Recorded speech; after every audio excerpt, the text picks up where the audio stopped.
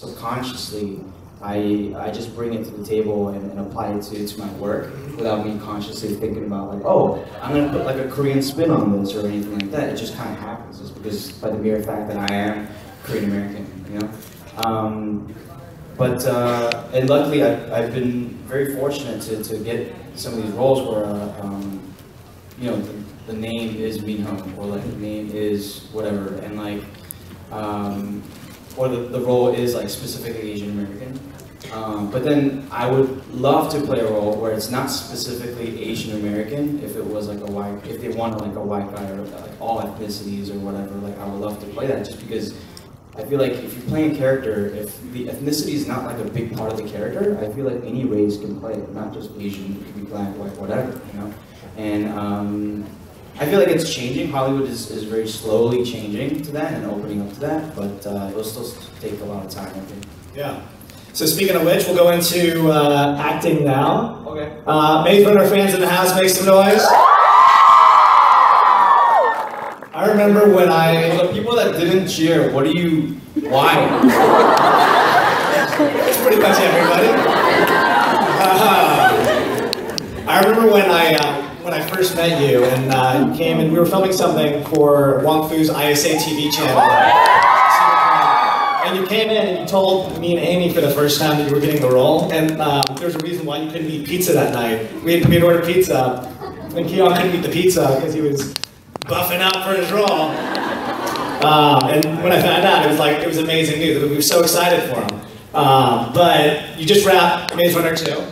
How was that experience? He's going to give us some tidbits on Maze Runner 2. A week before my birthday, we going. I remember that night where I couldn't eat pizza. It was really sad. It was worth it though. Yeah.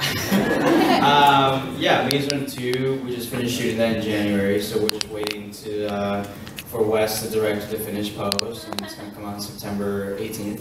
And I think, if you guys haven't heard already, like the second movie just picks up right where the first movie left off.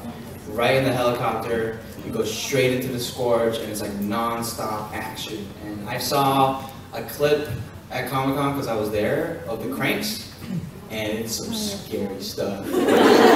I get scared easily, so. But like, yeah, just brace yourself for like an amazing adventure action movie, because it should be a blast. Awesome. So Minho was a very powerful character in the movie, arguably one of the most popular characters in the series as well as the film. Why do you think that fans love Minho so much?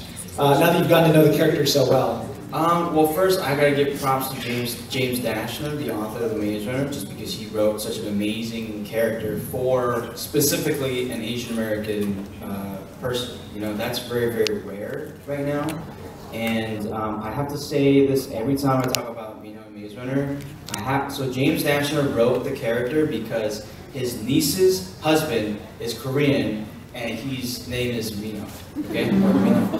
So like, that also speaks to like, if you're an Asian American or whoever you are, whatever ethnicity you are, I feel like whatever you do, whether you're in entertainment or you're trying to be a lawyer, doctor, whatever, I feel like whether you like it or not, just by the mere fact of who you are, like you are a representation of your race and of your community, right? And so I would encourage everyone to just try and take that, not as a burden, but as a kind of like a responsibility, and to live your lives accordingly and also conduct yourselves accordingly, because if it wasn't for that guy, you know, the niece's husband, I wouldn't be here, right?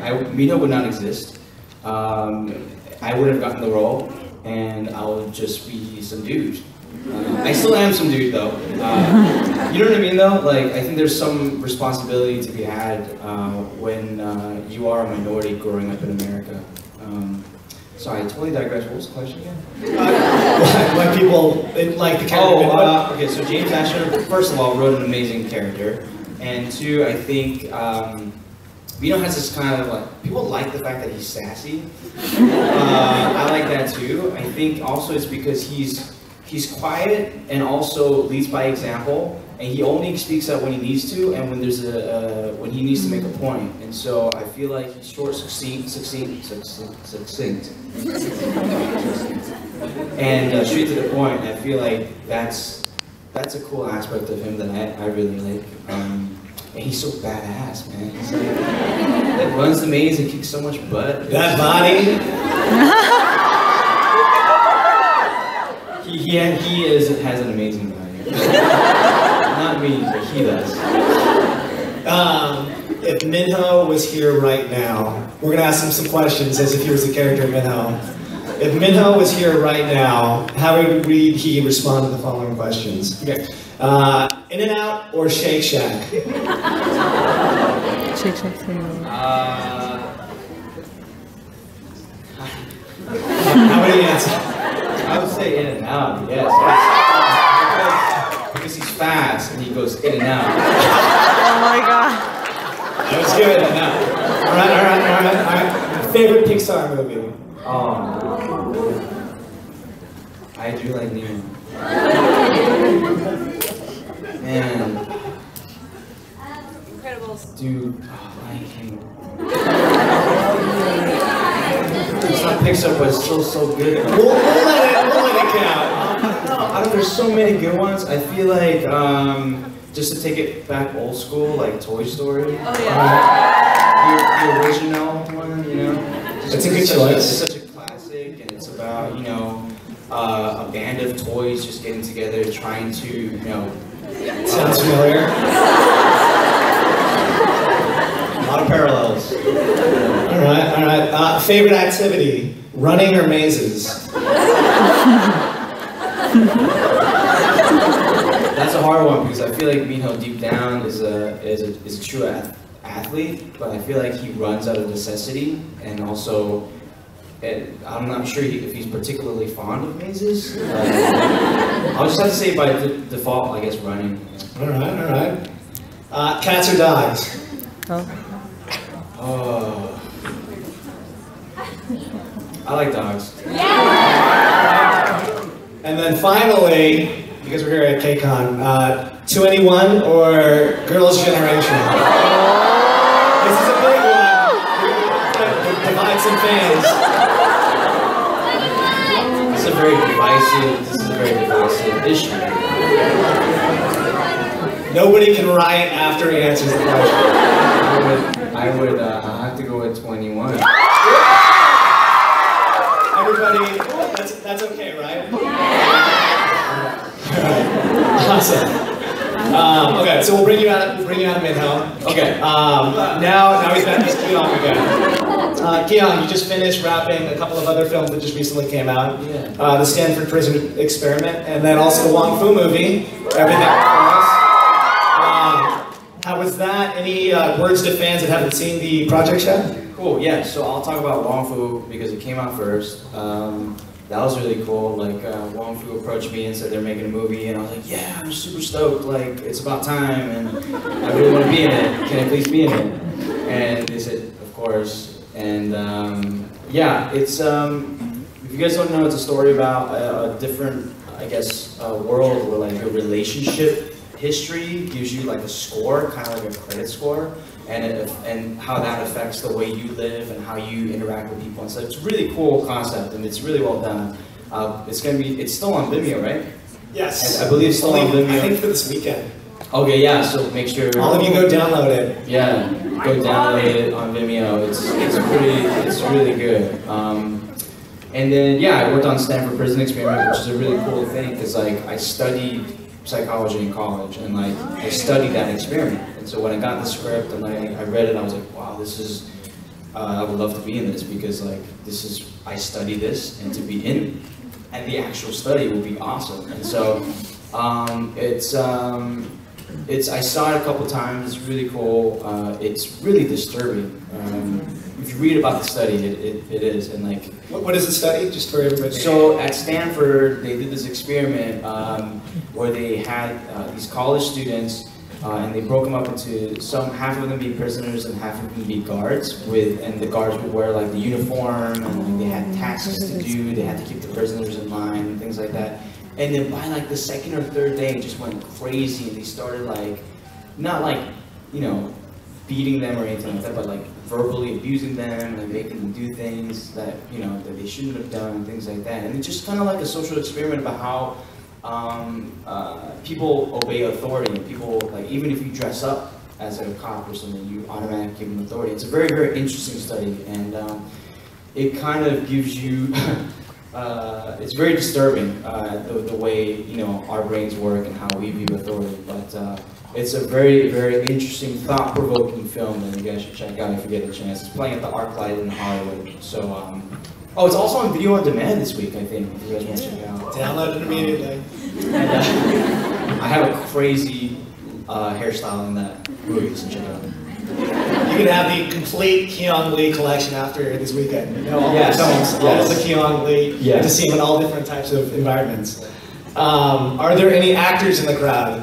Wow. Anybody pursuing acting or trying to? Any interest in? Okay. Cool. Keon, do you have any words of advice? Yeah. Yeah, I think if you get anything out of this panel, it's really just like follow your dreams. If you know you want to do something, give 110% and do it. You can't just try acting on the side. Like in the beginning when I first started acting, I was like, okay, yeah, I'll just try acting for a year and like we'll see how it goes. But like you can't just do it for a year. That's like saying I'm gonna train for the Olympics for a year and see how it goes. You're not gonna make it.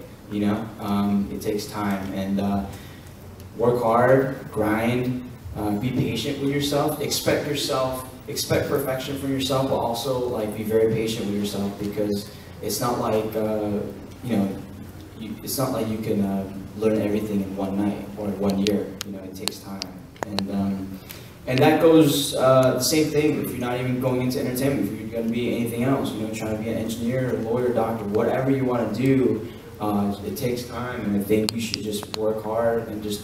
If you're going to try to do it, just work hard every day. At least do that every day. If you're trying to be a writer, write every day, you know? Yeah. Some good advice. Do you feel like that, like growing up, was there maybe a moment in your life where you were like, no, I want to be an actor? Was there something that maybe inspired you? Maybe you did a play when you were like 4th grade, something like that? Yeah. Yeah, looking back, I've always had an interest in like performing, and like I would like do skits in front of my parents, and like at church I did a lot of skits and performing at retreats and things like that. But I never really took drama class in high school because ain't nobody got time for that, man. I was trying to go to a good college. I was trying to do the good, Good Asian. good, just good. I don't like that because like I feel like. Because if people say good Asian thing to go to a good school, right? People think it's an Asian thing, but I feel like it's a universal thing. Like, what parent wouldn't want their kid to go to a good college, right? It's not just us. No, I'm not putting you on blast. I'm just, you know what I mean? But you know what I mean, though, because it is a stereotype, right? But then, like, I mean, like, you're saying that white people don't want their kids to go to a good college? That's insane, you know? But yeah, so I was just focused on getting into a good school. I was like, drama takes too much time. Like, I needed to like get some good grades here. But then I started taking classes after college, and so like, that's how I got into it. But I've always wanted to do it. I just never had a chance to do it because I was preoccupied with like doing other stuff. But like, also I feel like there's some people that like want to jump into acting or entertainment and not go to college and stuff like that, which is fine. But I've met people that have done that and had success, and I know why they were successful. It's because they were, you know, those people that are just naturally smart, like they never pay attention in class, they never study, they're always goofing around, but they always ace the test, they get a perfect score on the SATs. Yeah, those are the people that should skip college and do acting. Okay? Because they are smart though. Because they are really, really intelligent. And I was definitely not one of those people. I had to work to get the grades that I got. If I didn't study, then I would fail. It's just like that. That's just me. And so I needed to go to college. I needed to learn about life and about these different classes. And I think it takes someone very special to know that I don't need college. I can just do this on my own. So don't fool yourself. Like check yourself. Ask around. Ask your parents. And just be patient. Yeah, maybe we'll just try that.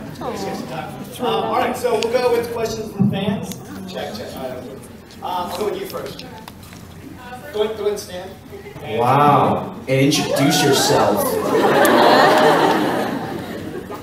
my name is Kayla, aka Victoria K on YouTube. Nice. Not a First off, I just wanted to say, like, thank you so much for being honest with us. It's just, we all admire you so much. We admire you. So if you obviously say you was an Asian runner, but if you yourself personally were stuck in the glaze like the sport, which character do you think you would be most like? Yeah, okay. Thank you for the question. Right, I would be balled up in a corner, like, so terrified out of my mind. And I would probably be like, I don't know. I really like Newt just because he's a cool leader, you know? And he kind of keeps everybody together. I don't know if I could do that, because I'll just be, honestly, I'll be too scared. So maybe I'll just like grow the crops with Zart or something. Yeah. I'm so not as cool as Mino. Mino's so good. I will do a question from this side now. You in the white t-shirt. Yeah, you. It's not loud. Hi, I'm Vicky. My question was, what's your favorite relationship from the Maze Runner, platonic or romantically? The question was, what's my favorite relationship from Maze Runner, platonically or romantically? Yeah, like Nico or Newt or... What? Okay, I got you.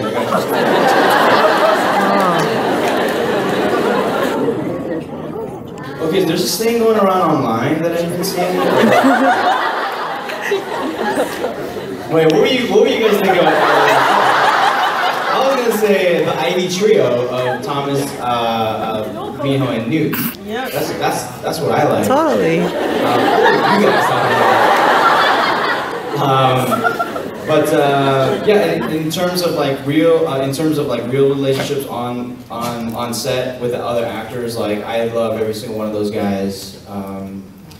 I'm very, very fortunate because I got to work on a project where we get along so well as a cast, and not every project is like that. You know, a lot of it's just business. You guys are just colleagues at work, and then that's it. But we genuinely like hanging out with each other. And my wife visited on set one time, and we would literally go to someone's hotel room every night and just hang out, play Mario Kart, and just like have fun. And we would do that every night. And my wife was like, "What are you doing? You see them all the time. Why do you keep doing this?" But we just genuinely enjoy each other's company, and it's great. And I'm really thankful that like we just have a good group of actors and people working on a project that we all really enjoy working on. Yeah. Nice. Okay, I'll take one from this side. We'll go with you with the cat ears. Hi, I'm Amy. I just had a question about Unbreakable Kimmy Schmidt. What's your favorite thing about being on that set? Okay, the question was, what's my favorite thing about being on Unbreakable Kimmy Schmidt?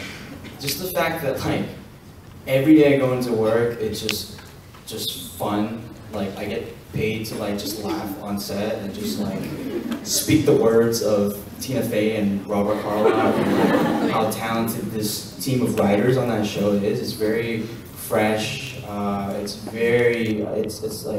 It's like a social commentary but through comedy, and it's a really smart show. And I enjoy every single moment of working on that. It's so much fun because it's comedy, you know, and you get to goof off and like you mess up, but it's okay because like everyone's laughing anyways, and so it's a really fun show to be on. The energy's great on that show. Everyone's super cool, super down. Tina Fey is super down to earth. She's awesome. Ellie Kemper's amazing. It's great. It's great. Nothing but positive things, honestly. Thank you. Yeah. Give me a question. Yes. You play some of these movies. Yeah. How did you prepare for that? And is it an extra added pressure because you're living in Korea? And then Yes. you live in another culture and you kind of straight, you can't get it wrong. So Exactly. how did you prepare for that? Okay, so the question was, I play the character Dong Nguyen, who's a Vietnamese character, Vietnamese immigrant in Unbreakable Kimmy Schmidt, and there's an accent and stuff, and how does that affect me representing the Asian American community? It was very, very hard because one, when I first got the audition, I was like, I'm not doing this because first you're asking me to speak with a thick Vietnamese accent, and like red alarms went up in my head, and I was like, this is gonna be racist, this is gonna be bad. And I was like, I don't want to do things like that. And like my manager was like, don't worry, it's Tina Fey, they'll protect you, they're not gonna laugh at you, at your character. It's gonna be, and you're gonna be playing a potential love interest to the lead. And I was like, okay, fine. And so I auditioned, and luckily I got it, and I couldn't be happier with it the way it turned out. I had some issues with the accent just because like I went in doing like a very, very thick Vietnamese accent, and like the director didn't know what I was saying. And he was like, just tone it down, just tone it down. And I toned it down, and it ended up being a weird mix of like Korean, Chinese, Indian accent. Like, even when I'm like watching the show, I'm like, I sound Indian there, I sound Chinese there, it's weird. But I don't think it was ever about the accent with the character, because I was really stressed out about that too. But it's about the fact that he's a recent immigrant who's experiencing New York for the first time. He's experiencing the United States for the first time. And same thing with Ellie Kemper's character, Kimmy. And it's about the bond that they shared because of that similar experience. And so, I don't think, and people made like a big thing about the accent and stuff. You don't sound Vietnamese. Like, I know I don't sound Vietnamese because like, they told me not to do that. So, but it was never about that. And I'm so glad that like, it wasn't cringeworthy in a way, because like sometimes like Asian characters get portrayed in a way where it's like, ha, he's so funny because he speaks with a funny accent. No, it was because it's funny because he doesn't get English, or he doesn't get these experiences because he's new to the country, you know. And I definitely identify with that because I am an immigrant, and like I've definitely been weirded out by some American cultures and things like that. And so, yeah, definitely I was stressed out about the accent and about the pressures of like, please don't, please, I did not want to set Asian American people back another 10 years. You know, I was like, please let this not be a racist thing, please. And so I'm glad it turned out in a positive way, in my opinion. So. You can just ask me, just politely, just like, can I take a picture with you or something? That's okay. But please, like, when I get scared. So, yeah. I think that's good advice for like any. Sorry. I think that's good advice for like any talent that you follow. Yeah. Yeah. Like freak out after like you take a picture. Sorry, this girl's going crazy over here. Oh yeah. What do I like to eat?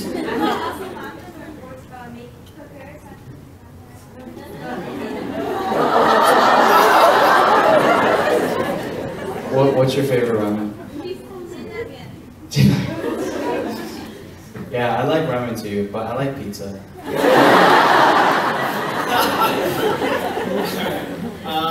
We'll go with maybe one or two more. We still have a little bit of time.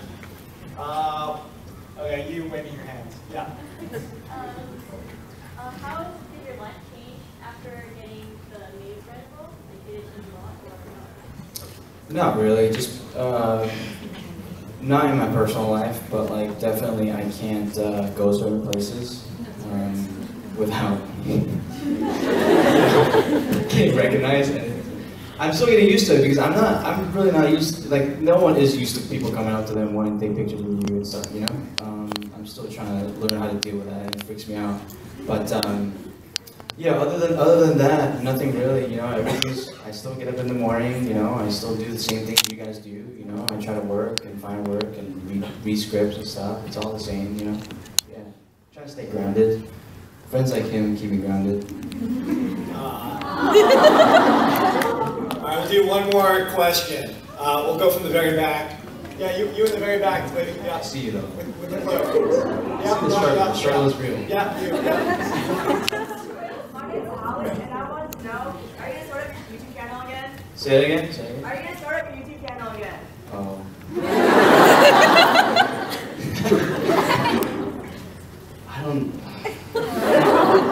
I don't know. I honestly don't know. I feel like I need to work on myself before I put more of myself out there. I think that you guys deserve better content from me, and I feel like I need to learn a little bit more about like how to you know, write and also produce my own things. I don't want to let you guys down. So, yeah. But thank you for your interest. Awesome. Okay, so with that, everybody, a round of applause, Mr. KCON.